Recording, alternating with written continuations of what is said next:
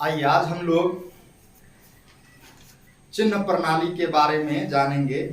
इससे पहले वाले क्लास में हम लोग एक्स अक्ष, वाई अक्ष और मूल बिंदु क्या होता है, कोई भी बिंदु की स्थिति हम लोग कैसे बता सकते हैं, उनके बारे में हम लोग पढ़े हुए हैं इससे पहले वाले कक्षा में।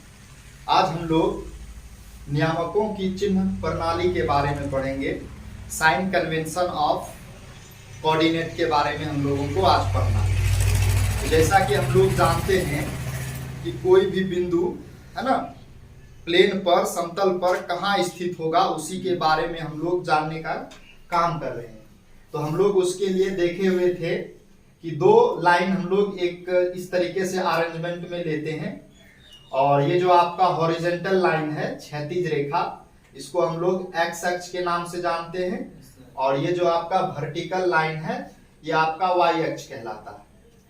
और ये दोनों बिंदु एक दूसरे पर ना जहां पर भी कट करता है यानी कि प्रतिच्छेद करता है वह मूल बिंदु कहलाता है। हम लोग यह सीख चुके हैं कि कोई भी बिंदु कैसे स्थित होता है, हम लोग उसका निर्देशांक कैसे ज्ञात करते हैं, है ना। कोई भी बिंदु अगर P है ना इस चतुर्थांश में होगा तो इसका निर्देशांक क्या होगा, हम लोग कल सीखे हुए थे। तो आज हम लोगों को सीखना है कि चिन्ह प्रणाली क्या है। तो कल हम लोग यह भी सीखे हुए थे कि ये दोनों वर्टिकल लाइन जो है जब हम लोग प्लेन पर खींचते हैं तो इससे प्लेन जो है 4 पार्ट में बंट जाता है। फर्स्ट पार्ट को है ना फर्स्ट क्वाड्रेंट के नाम से जानते हैं, प्रथम चतुर्थांश, और इसको द्वितीय चतुर्थांश, इसको तृतीय चतुर्थांश, इसको फोर्थ चतुर्थांश। तो वही लिख भी दिया गया, first, second, third and fourth quadrant. आज हम लोगों को जानना है कि जैसे मान लीजिए कि फर्स्ट क्वाड्रेंट में कोई पॉइंट है, कोई बिंदु स्थित है, तो उसका निर्देशांक क्या होगा। तो हम लोग कल यह सीखे हुए थे, जैसे कि हम लोग देख लेते हैं, जैसे ये पॉइंट है P। इस बिंदु पर आने के लिए हम लोगों को क्या करना होगा, हम लोग सारा दूरी कहां से चलेंगे, मूल बिंदु से चलेंगे।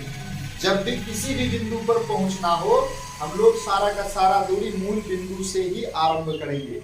तो इस बिंदु पर आने के लिए हम लोगों को ये पॉजिटिव एक्स एक्सिस, हम लोगों ने यह भी बताया था कि जैसे ये वाला है आपका मूल बिंदु से दायां साइड, ये आपका धनात्मक एक्सिस कहलाता है, और इधर ऋणात्मक एक्सिस, और मूल बिंदु से ऊपर धनात्मक एक्सिस और नीचे ऋणात्मक अक्ष के नाम से जाना जाता है।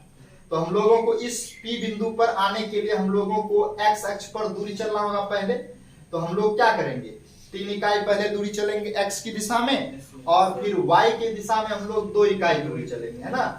और इस तरीके से हम लोग इस बिंदु P का निर्देशांक प्राप्त कर लिए 3 और 2। तो यहां से हम लोगों को दिख रहा है कि अगर प्रथम चतुर्थांश में कोई भी बिंदु होगा कहीं पर, यहाँ पर, यहाँ पर, यहाँ पर, यहाँ पर, यहाँ पर, कहीं पर भी स्थित होगा, तो हम लोग जो दूरी चलेंगे वो पॉजिटिव डायरेक्शन में चलेंगे।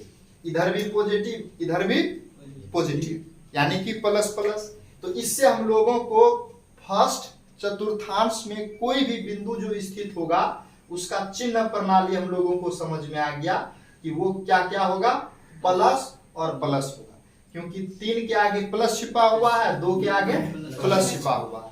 यानी कि अगर दोनों संख्या अगर प्लस में हो तो हम लोग कहेंगे कि ये प्रथम चतुर्थांश में स्थित है। अगला में आते हैं हम लोग, ये सेकेंड क्वाड्रेंट है।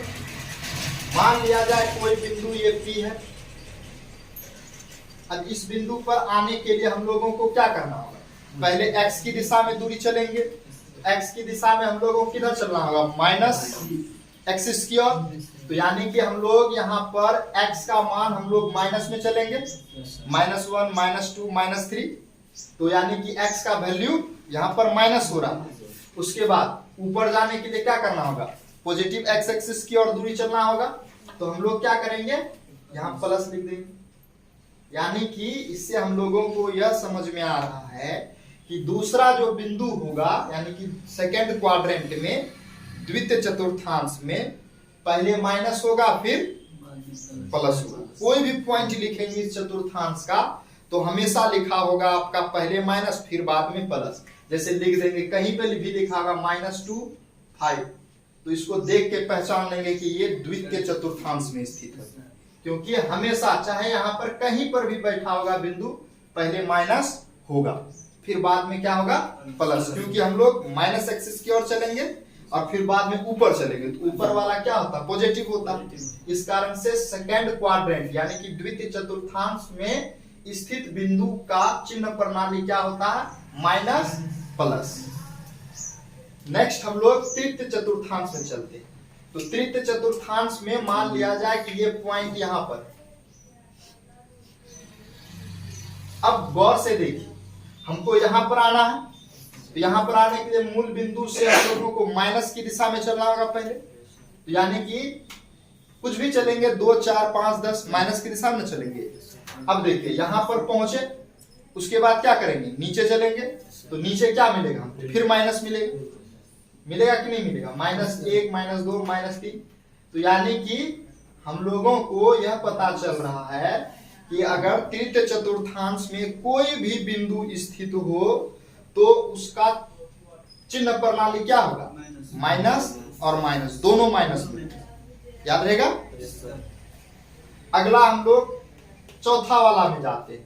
तो चौथा वाला में मान लीजिए कि कोई पॉइंट ये R है, इस पॉइंट पे आना, तो यहां पर आने के लिए क्या करना होगा हम लोगों को मूल बिंदु से इधर चलना होगा। इधर चलने का मतलब है कि x की दिशा में चली गई दूरी प्लस लेना होगा, तो x का मान प्लस में कोमा अब y का मान चलना है। अब कहाँ जाना होगा ऊपर जाना होगा कि नीचे जाना होगा नीचे जाएंगे तो कौन सा दूरी चलेंगे नेगेटिव वाला, तो आपका नेगेटिव लिख दिया जाएगा। तो हम लोगों को यहाँ से सीख मिल रहा है कि जो चौथा है ना चतुर्थांश होगा उसमें जो पॉइंट स्थित होगा उसका चिन्ह प्रणाली क्या होगा प्लस और माइनस। ये चीज आपको याद रखना है। 1 या 2 प्रश्न बोर्ड एग्जाम में हमेशा ही आता है इसी प्रकार का, कोई भी पॉइंट दे देगा आपसे पूछेगा कि यह बिंदु किस चतुर्थांश में स्थित है, तो आपको चतुर्थांश का जानकारी रखना बहुत ही जरूरत है। तो हम लोग केवल प्लस और माइनस से ही पहचान पाएंगे कि कोई भी बिंदु कहां पर स्थित है। जैसे अगर दोनों प्लस में देख लेंगे तो कह देंगे कि ये प्रथम चतुर्थांश में, अगर दोनों माइनस में देख लेंगे तो कहेंगे कि ये तृतीय चतुर्थांश में, और पहले माइनस फिर प्लस देखेंगे तो ये द्वितीय चतुर्थांश में, और पहले प्लस फिर बाद में माइनस तो ये बोलेंगे चतुर्थ चतुर्थांश में स्थित है, याद रहेगा। तो हम लोग इस चैप्टर में जो भी प्रमुख चीजें हैं उनके बारे में हम लोग पढ़ लिए। एक्स अक्ष क्या है, वाई अक्ष क्या है, मूल बिंदु क्या है, चतुर्थांश क्या है। उसमें VVI चीज भी कल हम लोग लिखाए हुए थे कि एक्स अक्ष पर स्थित बिंदु का निर्देशांक क्या होता है, वाई अक्ष पर स्थित बिंदु का निर्देशांक के बारे में हम लोग बताए हुए थे। ये आपका एक्स अक्ष है और ये आपका वाई अक्ष है। तो आपको ध्यान यही रखना है कि जो प्रथम चतुर्थांश होगा उसमें दोनों पॉइंट क्या होगा प्लस प्लस होगा, उसके बाद दूसरा वाला में क्या होगा माइनस और प्लस होगा, और तीसरा वाला में माइनस माइनस, और चतुर्थ वाला में क्या होगा प्लस माइनस। ये आपका याद रखना बहुत ही अनिवार्य। इससे रिलेटेड 1 नंबर का प्रश्न 1 या 2 ठो पूछ ही लिया जाता। अब जैसे इसी पर आधारित हम लोग कुछ प्रश्न को कर लेते हैं। प्रश्न क्या कर लेते हैं, यही प्रश्न मिलेगा निम्नलिखित बिंदु में किस चतुर्थांश में स्थित है, यानी कि प्रथम में या द्वितीय में या तृतीय या चतुर्थ में। जैसे दिख गया आपको पहला नंबर 5 - 4, तो बताइए ये किस चतुर्थांश में स्थित है। तो हम लोग कैसे पहचानेंगे, पहचानने का तरीका दिख रहा है। यहाँ 5 है, 5 के आगे में क्या है प्लस है, फिर ये 4 है, 4 के आगे में क्या है माइनस है। तो प्लस और माइनस किस चतुर्थांश में चतुर्थ चतुर्थांश में। तो हम लोग ये करेंगे नहीं, डायरेक्ट दिख रहा ये प्लस है ये माइनस है, तो प्लस और माइनस वाला आपका क्या हो जाता है ना, ये आपका फोर्थ क्वाड्रेंट में हो जाएगा।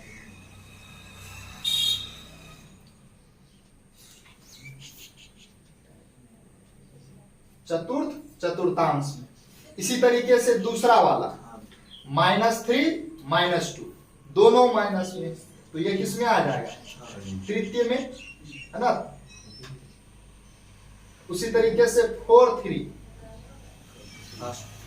दोनों प्लस दिख रहा है, ये भी प्लस ये भी प्लस, है ना, तो ये आपका क्या हो जाएगा फर्स्ट। अब देखिए अगला वाला -5 है और 2 है, पहले माइनस फिर बाद में प्लस, ये आपका क्या हो जाएगा सेकंड क्वाड्रेंट में स्थित है। अब देखिए ये पूछ रहा है 0 और -3, बताइए ये कहां पर स्थित है। 0 -3 और 3 0, यह बिंदु है कहां पर स्थित है आपको बताना है। कल हम लोग इसके बारे में डिस्कस किए हुए थे कि 0 और -3 कहां पर स्थित हो सकता है, बताएं।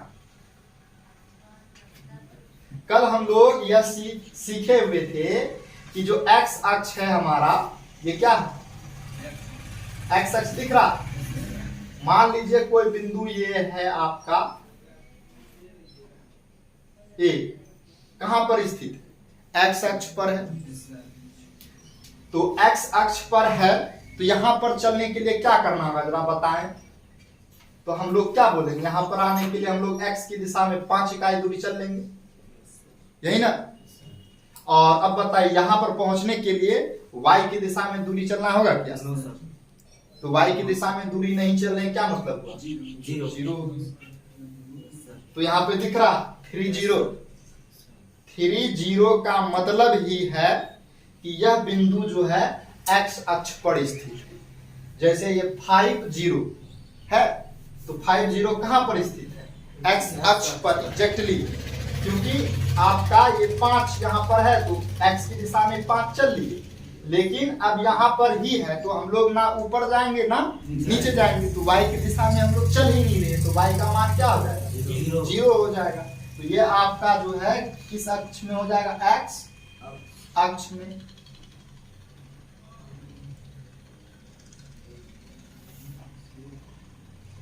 उसी तरीके से ये देखिए 0 -3 है। अब गौर से देखिए, मान लीजिए कि कोई बिंदु ये आपका यहां पर है B। अब यहां पर आने के लिए हम लोग क्या करेंगे, गौर से बताइए। तो यहां पर पहुंचना हो तो x की दिशा में दूरी चलेंगे या इधर चलेंगे, संभव ही नहीं। इधर भी चलेंगे, संभव ही नहीं। हमको जाना यहाँ पे ना है, तो यहाँ आके फायदा क्या होगा, या यहाँ आके फायदा क्या होगा, कोई भी फायदा नहीं होने वाला।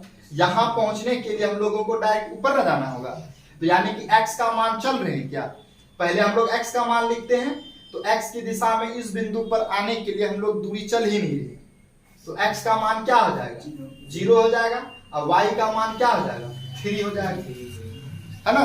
तो यानी कि अगर हम लोग y अक्ष पर कोई भी बिंदु स्थित हो ना, तो हम लोग क्या करेंगे, हमेशा y अक्ष पर चलेंगे तो वो 0 और 3 होगा। तो ऊपर चले तो 0 और 3 होगा, यानी कोई भी पॉजिटिव संख्या, और नीचे चलेंगे तो 0 और नेगेटिव संख्या हो जाएगा। ऊपर में पॉजिटिव, नीचे में नेगेटिव। तो हम लोग यहाँ पर क्या लिए, पॉजिटिव वाला, यहाँ ऑप्शन में क्या दिया हुआ, नेगेटिव वाला, यानी कि ये हम लोग नीचे की ओर चलेंगे y अक्ष पर, तो हम लोगों को नेगेटिव वाला मिल जाएगा। तो यानी कि यह बिंदु कहाँ पर स्थित है, y अक्ष पर। ये जो है आपका 0 है ना, कोमा -3 है, ये आपका y अक्ष पर स्थित है, ये नीचे की ओर स्थित है। आगे तो हम लोग लिख देंगे ये y अक्ष पर।